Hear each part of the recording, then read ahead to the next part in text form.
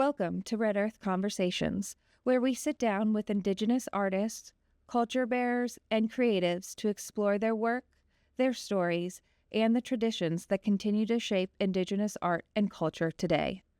Today, we are sitting down with Saralyn Chee, a fifth-generation Navajo silversmith based in northern Oklahoma. This series is made possible by Allied Arts, whose support helps Red Earth continue creating space for Indigenous voices, artistry, and cultural storytelling in our community. Additional support is provided by the UPS store, number 3331 on North May.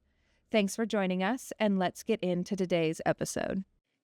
My name is Chelsey Curry. I'm here with Red Earth, and we are talking today with Saralyn Chee. She is a Dene artist. Would you like to introduce yourself? Yes. Yat she Saralyn Chee and chef at Nishlitz and Jenny Bushes Chin, Dasanele. Thank you for having me here at Red Earth. You are based out of Oklahoma, though, correct? Yes. Okay. Yes, I am in northern Oklahoma. Awesome. How long have you been in Oklahoma for? Born and raised? No, I've been here for about 4 years. Originally came in from southern Utah and just came here to Oklahoma. I feel like it's like a sleeping beauty. I love that. Yes, I feel like it's awakening, with the championships happening and also the introducing of the Indigenous communities. I just feel like everybody's kind of like awakening. And There's that growth. Yes, the growth. And I just love like how many Indigenous activities are happening around the city and the state. I just love it. Well, we're lucky to have you here in Oklahoma and Yes. have you making all this beautiful work. So do you want to talk to us about your medium? Mm-hmm. Yes, I do silversmithing. I'm a fifth generation silversmith. I picked it up just recently, about 2 years ago. It was mostly what got me into it was the pandemic. Okay. Evidently, it was a time of, I don't know if anyone can understand with me during the pandemic. You just kind of just sat down and thought, like, what am I doing? And a lot of people, I accomplish? Yeah, because it was a scary time. Everybody, they made it like very scary. So I just kind of just sat there, meditated, and said, like, what am I doing with my life? I don't feel like I accomplished something, and I wanted to accomplish something. So that's what it was. And when I finally got to see my parents, where I'm from, the reservation, the Navajo Nation was hit very hard with the pandemic. So there was some regulations of people. Really closed down. Yes, you couldn't visit. So when I could finally go visit my parents, I noticed my dad's tools just laying on the table, and they're just there collecting dust. And I just kind of thought, like, no one's picking it up, so why not me? Let me just try it out. If I don't like it, then I don't like it, Right, but they're already here. Yeah. Why not try it? I started making some couple pieces. I'm wearing my earrings that I made, my first piece of jewelry. Yeah, I just started making jewelry, and then people would be asking me, like, hey, like, where'd you get these? And ask me questions. I'm like, I made them. And then they're like, oh, you did? And they're like, where's your shop? Where's your website? And I'm like, I don't got any. I made them for me. Yes. I was like, I don't got any. So with that, I just kind of decided to start selling, but not really selling. It was just kind of like pop-up shows, I guess you would call it. Just what fell into your lap, little things here and there. Okay. And, not only that, I just did not want it to feel like a job. Yeah, that's fair. Like, you still want it to bring you the same joy. Yes. So whenever I felt like making certain pieces, I would just go ahead and go do it, and then like sell it, and evidently I like going to markets because it's a time where you can interact with other Indigenous people. Because I feel like when you're away from your homeland, you kind of get homesick. So when I get homesick, the markets kind of fill in the holes. I really love that. Yes. Because it's such a great way to connect with all those other artists, even from all the different tribes, but then you are going to meet a lot more Dene people coming together. Exactly. And we all have like a certain, the same struggles, Yeah. So we all kind of understand each other. So I just love it whenever we meet up at the markets.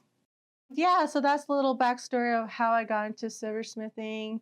last year I decided to go to the markets, but it was like towards the end of the year. And when I went to a couple markets here in the city, I was like, hey, you know what? I kind of like this. It's Okay. kind of And so this fun. is winter of 25 and now into Yes. 26. Okay. Yes. So I was like, okay, let me see where I can, what can become of this. From the pandemic to winter of 25 when you got to the point of being in the markets. Mm-hmm. So what was happening in between then? Did you feel like you didn't have time to work on it to start selling it then? Did you feel like you didn't want to sell it? You were gifting Mm-hmm. it? What was that time? Okay. there? I'll be honest, it was myself. I'm very shy. I don't really like to be out there. I like even right now, I'm barely on social media, even though lots of people say I should be on social media. You But should, because it's beautiful. yes, Share this yes, beautiful yes. stuff. But me myself, I like to keep to myself. I understand that. Try to keep my private life, and I don't know, just basically shy. That's what kept me Okay. away from everything. And then also just insecurities with yourself, doubt, self-doubt, which I'm learning, like, don't do that. Because I just started silversmithing 2 3 years. With that, because I know, like, personally, before I even did silversmithing, I loved going to art markets, like indigenous art markets, and I loved supporting other indigenous artists, and especially with the silversmithers, they kind of have like a little soft spot in my heart. Maybe because I Absolutely. came from a Yeah. silversmithing family. So I would always buy pieces from like artists, the ones that touched me, or like I collect certain pieces that give me that moment. And with that, that's what I want with my work. I want like identity, like an artist identity. So I want people to recognize a jewelry and be like, "Oh, that's made from Saralyn Chee." I can see it right away. Because Absolutely. that's the same way I am with certain silversmithers. Like when I see a work, I'm like, "Oh, and I can just identify it, and that's what I want. I think for myself, that's my success, is to have someone notice my work. And I feel like yours does carry a lot of Mhm. identity. There's so much story in each one of your pieces. Yes. It's not made just to be beautiful. It's made with a story. Yes, yes, and that's done with a purpose, because I feel like with some of the silversmithers, they just kind of just do the silversmithing just to make money, profit. Yes, but for me, I did not want to do that. I wanted to make every piece have a meaning and a story and a purpose, so that when the person is wearing it, they feel powerful, I love that. Yeah. And they can connect with it, just like how I connected with certain pieces that I have bought and collected with other artists. You wanted that same feeling to be available for your customers too. Yes. Yeah, let's talk about this piece. You have the freshwater pearls, right? Yes, freshwater pearls. The chains, the links that you made yourself. Yes, paper link chains, and 5 pendants on the chains, with all symbolic with water again. Okay. So there's the abalone shells, the turquoise, the coral, another turquoise, and the wampa shell. I just felt like it's like kind of like representing like a medicine bag for like a woman. Okay. Yeah, all those pieces representing all those stones, because these stones, they all have a meaning, especially like for coral, like as like status symbol. Okay. If you see someone wearing coral, they telling you, they got money. And then the wampa shell is the same thing over in the Eastern natives. Is that status? Yes. Okay. Yes. And then the abalone shells is just coincides with the femininity, in the waters as well. And I just chose freshwater pearls because I just love their organic shape. Like, I don't want anything perfect, you know? Each one is an individual. Yes, individually. And so that's just like a woman set. Okay. And then a squash blossoming spell? Yes, the symbol, it's about my father. That one I kind of dedicated to my dad. He's always like right when spring's starting, he's looking and getting his crop ready for the squash. Yeah. So, and before I started silversmithing, I had my heart with foods, with indigenous foods, and how we need to like go back to the way we're eating, and food sovereignty. Yeah. So that's that like grounding again. Yes, for exactly. you. So that's that's the symbol of that squash blossom for me. There's a couple of themes that are subjects that are very important to me. Like one is water. I feel like water is not talked enough about, resources, and especially with all these data centers and Yes. it taking all the water. So some of my pieces have some I know, like this protecting the water. ring here too Yes. has your water stamps. Yes, on the that ring ring, I call it the Three Sisters ring. It's dedicated to my 3 daughters. I specifically picked turquoise that look like water and land together because we, us ladies, we are known as water carriers. So I would just want everyone to, take care, of their matriarch. Yeah, and I can see it. Like if you were in a plane flying over this, Mhm. looking down, Yes. this would be your water and land. I absolutely see it. Mhm. And Yes. then all of your little embellishments around the Yes, edge here. and I made that to symbolize rainbows so they can protect each and every one of them. I love that. Yes, and the Yes. band has water stamps as well, signifying the water carrier. Yeah, it's amazing. Yes. So, and then another one is turtles. Turtles, they always been in my life, and they're just so special, even though they say they're slow, but they're not slow. They have their ways. Yes. And I just feel like it's another symbolism of Oklahoma. Okay, and then I have to ask about your beads here. The pieces Mhm. that are not your pearls, they're not your silver. Yes, it's the Yes. cedar beads. I decided to start using cedar beads because I just love the way it looks so natural and rustic and kind of brings you down to earth, and connect with earth because I feel like everybody's kind of disconnecting with themselves from the earth. In my culture, the cedar beads um, protect you from evil and evil spirits. So it's Added benefit. double Yes, double yes. meaning from that necklace. And then with that turquoise, I evidently made it look like a prayer pendant bead, as Okay. they would call it, because somebody came out to me like that, and I was like, hey, yeah. I didn't mean to make it like that, But I yes. see it. Okay. Yes. You want it, then yes. Yes, exactly. And then it is what it's supposed to be. It's a protector necklace.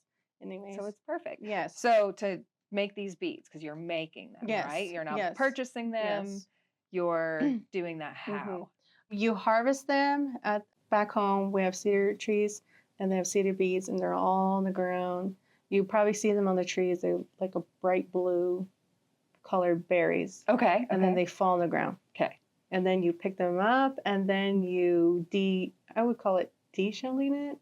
And then the cedar beads is what's inside of it. But you have to manually poke holes in each and every bead.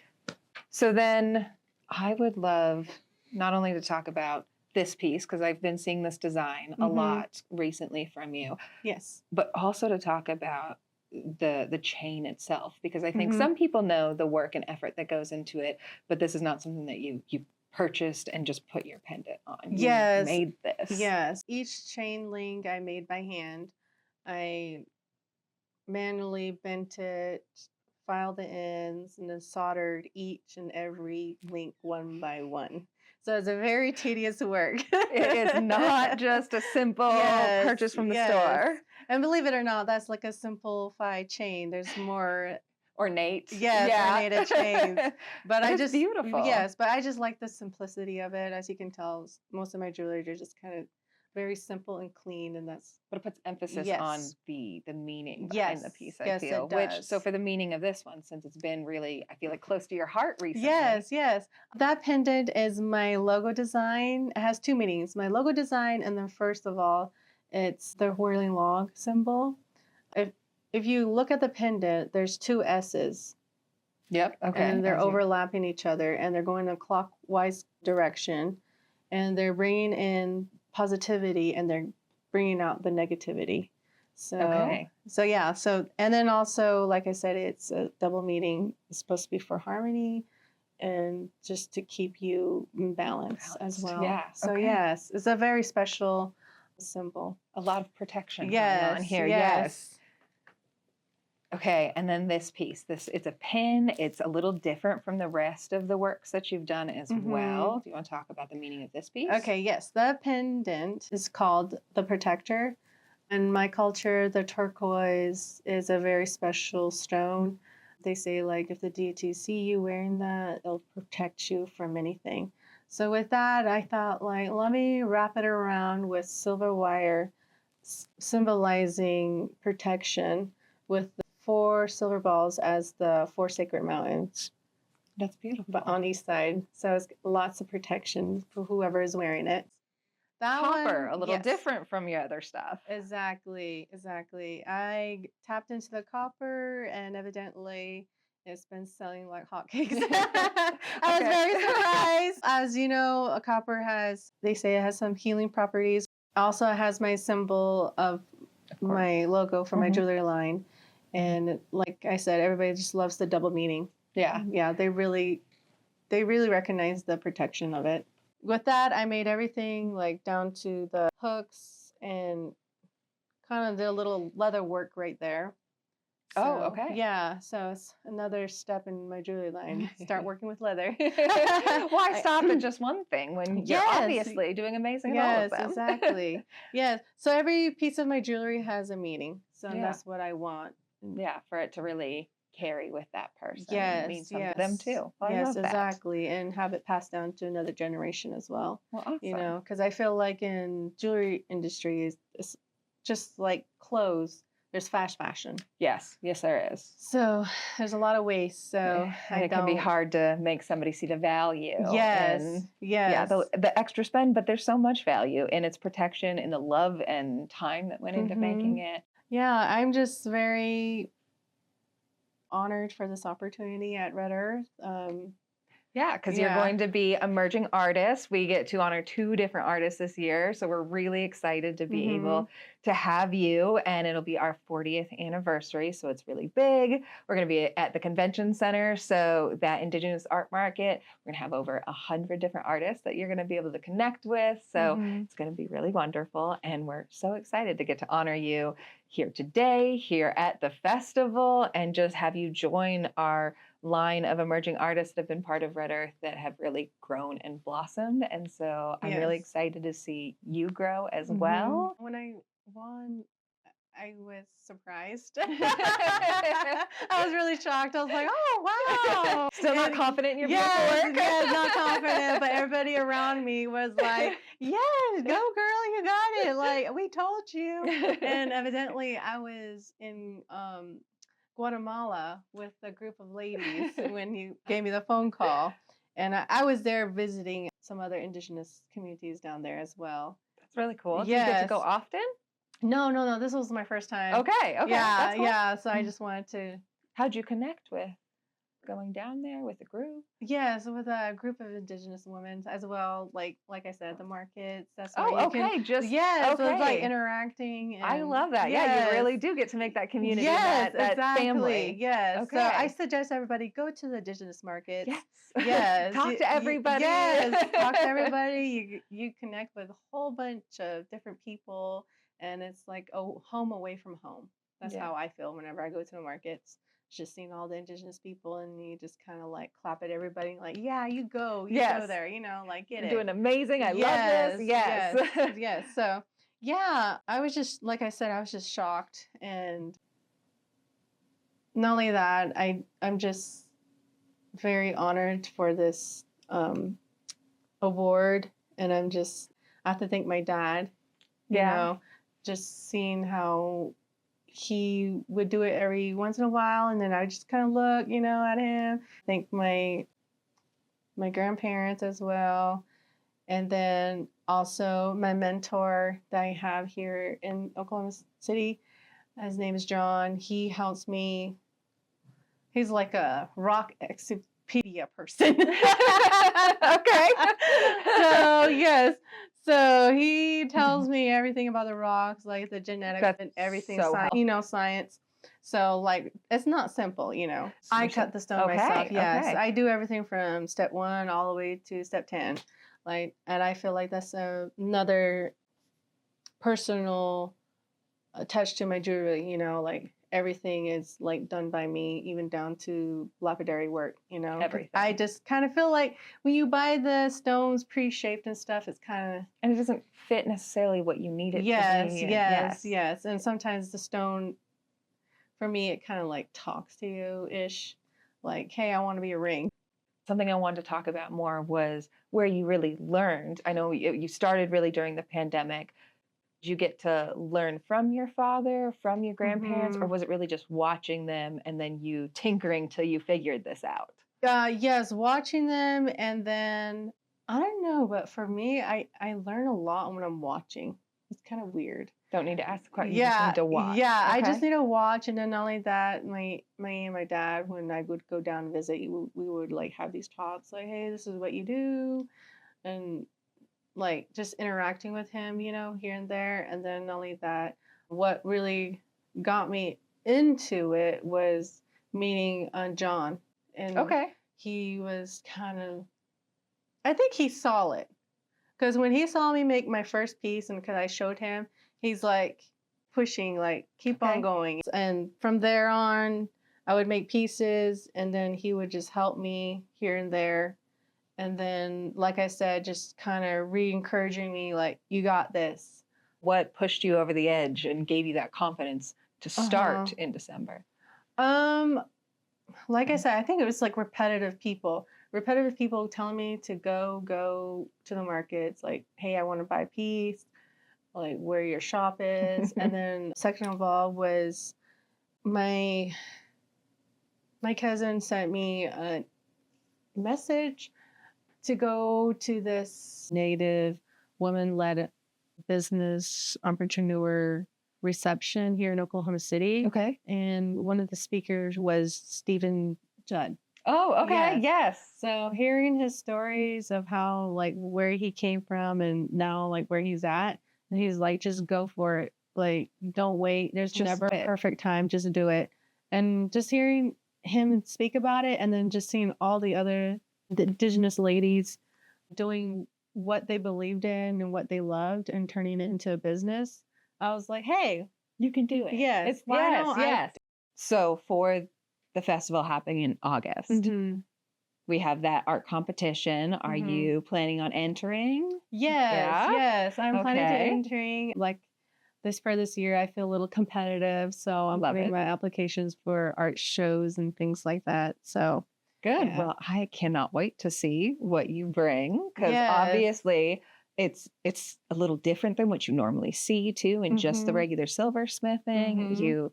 You bring a lot of meaning to your pieces. So Yes, yes, that's gonna be very yes. cool. Yes, I don't know. I love having some like having it nice and simple and clean. Yeah. So that's like kind of like the mindset with what I want my jewelry to be. And not only that, I just want people to be able to wear indigenous jewelry anywhere, It's not just for ceremonial purposes, Yeah. So especially with the indigenous community, I want to see them wearing and supporting their indigenous jewelers.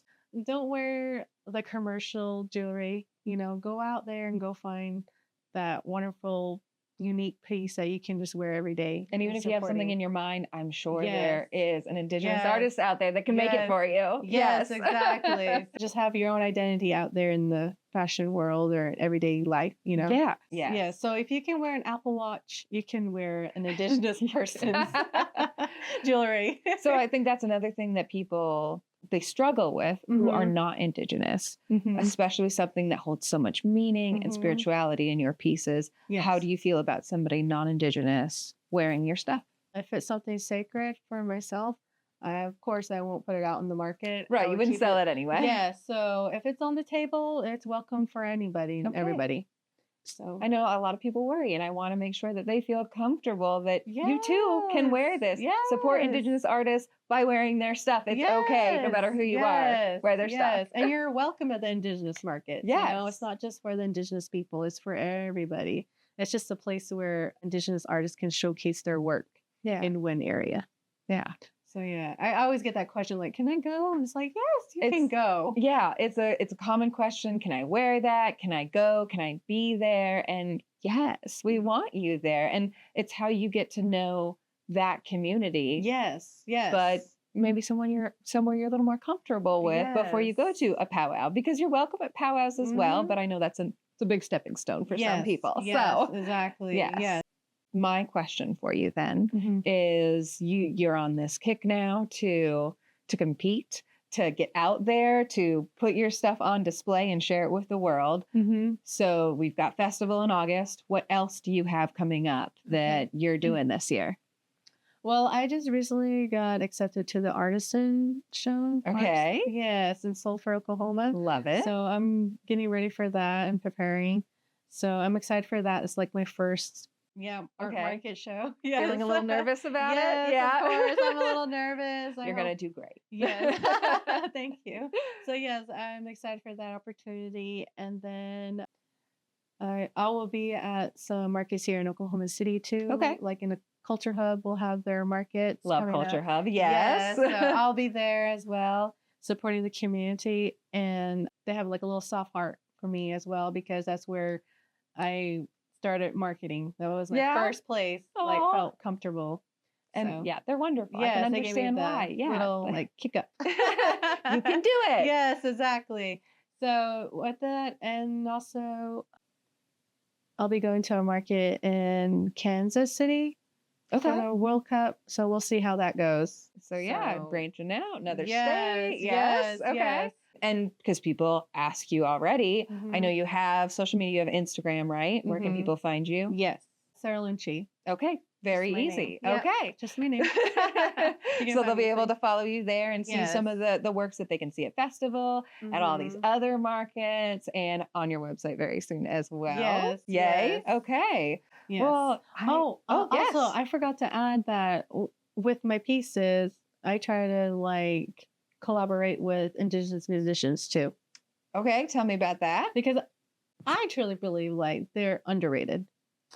So There are many out there that so many people don't know about. So yes, yes, exactly. I agree. Okay. Yes. So I try to incorporate like Oklahoma Indigenous artists and other Indigenous artists from different states and also in Canada in Southern. Okay. So how have you Southern done Natives. that with any of these pieces here, with some of the other pieces? How have you Mhm. incorporated them? Yes, like this one. What's that? This one I incorporated with Indigenous artist. Her name is Love, and she has a song called Matriarch.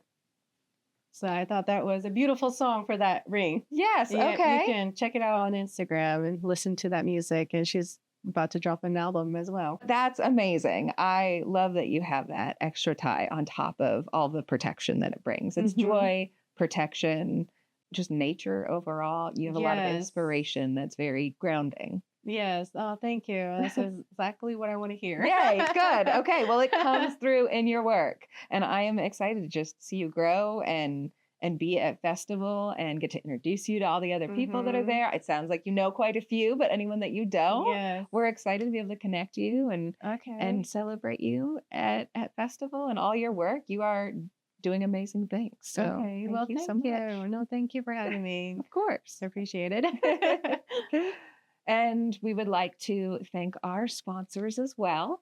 Allied Arts makes everything possible in supporting our Indigenous artists in this way to be able to have this interaction and so much more that we do throughout the year to support Native artists and our community as well.